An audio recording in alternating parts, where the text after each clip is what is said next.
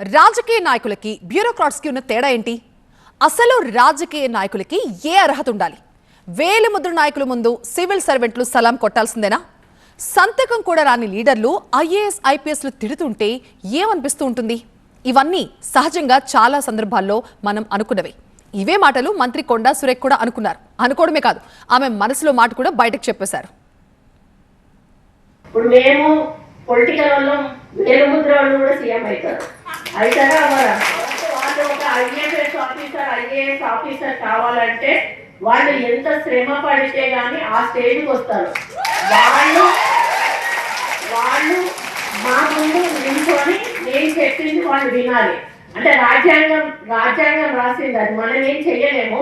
దీన్ని విమర్శగా తీసుకోవద్దు దయచేసి, దీన్ని ఎక్స్పోజ్ కూడా చేయొద్దు. నా మనసులో ఉన్న అభిప్రాయాన్ని నేను చెప్తా ఉన్నాను. మాకు చదువు రాదు, మాకు సబ్జెక్ట్ తెలియదు, ఇష్టం ఉన్నట్టుగా వాళ్ళు ఏదైనా చేస్తే ఇష్టం ఉన్నట్టుగా తిట్టేస్తాం, మీరు ఏ పని చేయలేదు. దానికి రూల్ ఒప్పుకోకపోవచ్చు, దానివల్ల వాళ్ళు చేయకపోవచ్చు.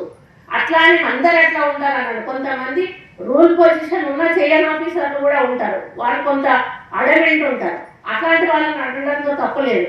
కానీ ఎవరి పని వాళ్ళు చేసుకుపోతున్న వాళ్ళను మనం అప్పుడు కూడా డిస్టర్బ్ చేయొద్దు. మనం రూల్స్ ప్రకారం వెళ్ళాలి అని చెప్పి మరి ఎప్పుడు కూడా నేను సపోర్ట్ చేస్తాను. ఎందుకంటే